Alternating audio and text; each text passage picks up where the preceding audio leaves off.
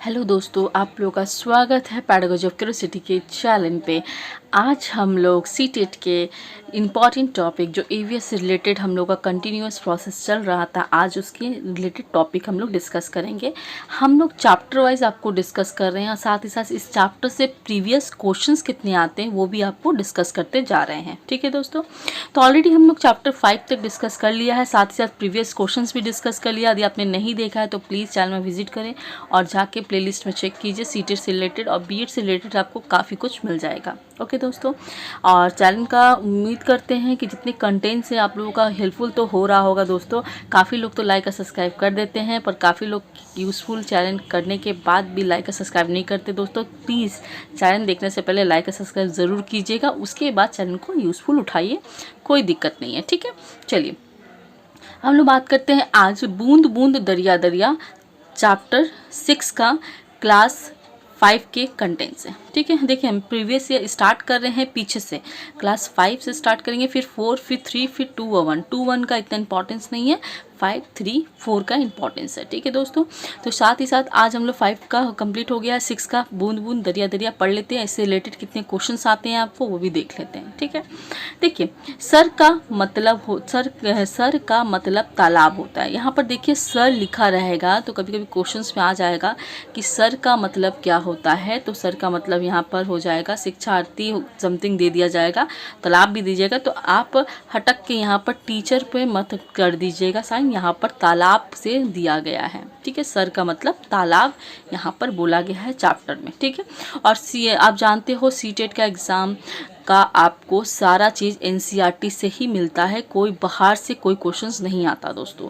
तो आपको एनसीईआरटी को अच्छे से बारीक से पढ़ना है ताकि आप एक बार में अपना सीटेट क्लियर कर लो। ठीक है, और ये पेपर 1 का है, पेपर 2 का नहीं। पेपर 1 में ईवीएस आते हैं, मैथ्स आता है, ऑलरेडी डिस्कस हो गया है क्या क्या आता है। हम लोग ईवीएस का कंटेंट लेके चल रहे हैं, अभी बहुत टाइम है आपके पास, तो आगे सबसे पहले अपना कंटेंट पूरा करें, तब प्रीवियस क्वेश्चंस में जाए तो आराम से आपका क्वेश्चन सॉल्व भी होगा और आपको समझ में आएगा कंटेंट को। ठीक है, चलिए हजार से भी ज़्यादा साल पहले एक यात्री भारत आया था, इनका नाम था अल बुर्नी। ठीक है, वे जिस देश से आए थे उसे आजकल हम लोग अजबेकिस्तान कहते हैं। अजबेकिस्तान कहते हैं। भारत में तालाबों के निर्माण के बारे में उन्होंने लिखा था। अल-उर्नी किताब लिखे थे जो भारत का, उसमें यहाँ पर उन्होंने तालाब के निर्माण के बारे में लिखा था, काफ़ी कुछ तालाब के बारे में लिखे थे। ठीक है, पानी के स्रोत हैं जैसे कि बावरी, तालाब, नाला, धारा। ठीक है, ये सब पानी के सोर्सेस है। ठीक है, वाटर सोर्सेस है, कहाँ से पानी इकट्ठा होता है। ओके, 1986 में जोधपुर और आसपास के इलाकों में जब एक सूखा पड़ा था, तब 2000 टन से भी ज़्यादा कूड़ा निकाला गया और बावड़ियों का निर्माण किया गया। ठीक है, उन्हें बोला गया है कि देखिए ये स्टेटमेंट आपको याद रखना है, किसी स्टेटमेंट वाले क्वेश्चंस काफ़ी बनते हैं आजकल, तो स्टेटमेंट वाले क्वेश्चन ही आ रहे हैं दोस्तों। तो स्टेटमेंट वाले क्वेश्चंस के लिए आपको कंटेंट बहुत अच्छे से पढ़ना है, जो इंपॉर्टेंट कंटेंट है वही हम लोग पढ़ा रहे हैं, जिससे इंपॉर्टेंट कंटेंट में क्वेश्चन आते हैं। ठीक है, तो 1986 में जोधपुर में के आसपास इलाकों में सूखा पड़ा था, तो 200 टन ट्रक से ज़्यादा कूड़ा निकाल के क्या बावड़ी का निर्माण करवाया गया था। ठीक है, तरुण भारत संघ एक संस्था है जो दकड़ी माई की मदद की थी। ठीक है, एक संस्था है जो दकड़ी माई जो राजस्थान जोधपुर में रहती थी, उनका ये संस्था उनको मदद किया था, किसके लिए, बावड़ी फाव के निर्माण के लिए। ठीक है, ये टॉपिक यहाँ से था, इसमें से ये इतने सारे क्वेश्चंस, इसमें से ये टॉपिक में से जो इंपॉर्टेंट क्वेश्चंस बनता है इस टॉपिक से आने का चांसेस है। ज़्यादा बड़ा चैप्टर नहीं है, छोटा चैप्टर है, तो इस टॉपिक में जो इंपॉर्टेंट था मैंने इसको ले लिया। ठीक है, अब हम लोग बात करेंगे चैप्टर 7 का, जो पानी के प्रयोग के बारे में, उपयोग के बारे में यहाँ पर लिखा गया कि पानी का प्रयोग क्या होता है। ठीक है, तो सबसे पहले देखिएगा आपके आँख पे फोकस करेगा इस चैप्टर से डेड सी के बारे में, मृत सागर। तो ये देखिएगा पेपर 1 और पेपर 2 दोनों में इस मृत सागर से रिलेटेड क्वेश्चंस पूछता रहता है। ठीक है, तो मृत सागर का कुछ इंपॉर्टेंट पॉइंट्स वहाँ पे दिया गया है, उस इंपॉर्टेंट पॉइंट को आपको याद रखना है ताकि स्टेटमेंट वाले क्वेश्चन जब आए तो स्टेटमेंट वाले क्वेश्चन ऐसे ही बनेंगे आपके। ठीक है, मृत सागर दुनिया का सबसे नमकीन सागर है, आप लोग को पता ही होगा कि मृत सागर में, क्योंकि यहाँ पर आदमी फ्लोटिंग कर सकता है आराम से, क्योंकि नमक के कारण। 1 लीटर पानी में 300 ग्राम नमक यहाँ होता है। ठीक है, मृत सागर में हम लोग तैर सकते हैं, क्योंकि सागर में पानी का मात्रा ज़्यादा होने से सघन हो जाता है। इससे क्या होता है, आदमी फ्लोटिंग करता है, तैरने लगता है और डूबता नहीं है। ठीक है, इजराइल में है ये मृत सागर, आपको इजराइल में देखने को मिलेगा। ओके, उसके बाद हम लोग देखिए मृत सागर से कुछ यहाँ पर टॉपिक लिखा हुआ था, बस आपको यही इतना ही पढ़ना है, क्योंकि पेपर 2 में थोड़ा ज़्यादा दिया गया, पेपर 1 में कुछ पॉइंट यहाँ पर कवर किया गया है डेड सी से। ओके, अब हम लोग करेंगे दांडी यात्रा। इसमें 2 पॉइंट ज़्यादा कवर किया गया है, पहले आपको मृत सागर का, दूसरा आपका दांडी यात्रा। आप लोगों को पता है गांधी जी से द्वारा ये तय किया गया था ये। चलिए इसमें देख लेते हैं क्या क्या दांडी यात्रा में यहाँ कहता है। ये नमक आंदोलन से रिलेटेड है, तो इसमें नमक आंदोलन के बारे में भी बोला गया है। यह घटना 1930 का है, आज़ादी से पहले का। बहुत सालों से अंग्रेजों ने आम लोगों पर नमक बनाने पर रोक लगाई हुई थी और भारी मात्रा पर टैक्स लगाया हुआ था। नमक बनाने पर रोक लगा दिया था ब्रिटिश सरकार ने, और यहाँ पर नमक पे क्या किया था, टैक्स लगा दिया था कि नमक जो लेंगे वो काफ़ी भारी मात्रा पर टैक्स प्रोवाइड करेगा। तो नमक सबसे ज़रूरत चीज़ है, इंपॉर्टेंट है, अहम है हमारे लाइफ के लिए। बिना नमक का खाना हम लोग नहीं खा सकते। ठीक है, तो इसी को देखते हुए गांधी जी ने दांडी यात्रा का स्टार्ट किया था। ठीक है, देखिए गांधी जी का कहना था, जो चीज़ हमें कुदरत ने दी है उसे बनाने पर बंदिश कैसी। ये चीज़ तो आप इसको याद रखिएगा, इससे रिलेटेड क्वेश्चन पूछ सकता है। ये आपको पॉइंट लिख देगा, बोलेगा ये किसने कहा था। ठीक है, कि जो हमें कुदरत देता है उस पर हमको कोई बंदिश नहीं लगा सकता। ठीक है, तो ये नमक आप लोग भी जानते हो कि नमक कहाँ से आता है, समुद्र से आता है। ये हमें कुदरत देता है, नेचर से प्रोवाइड होता है। उन्होंने लोगों के साथ मिलकर अहमदाबाद से दांडी के समुद्र तक का एक लंबी यात्रा की और इसे गलत कानून को तोड़ा। इस गलत कानून को उन्होंने क्या किया, तोड़ दिया, टैक्स सिस्टम को तोड़ दिया।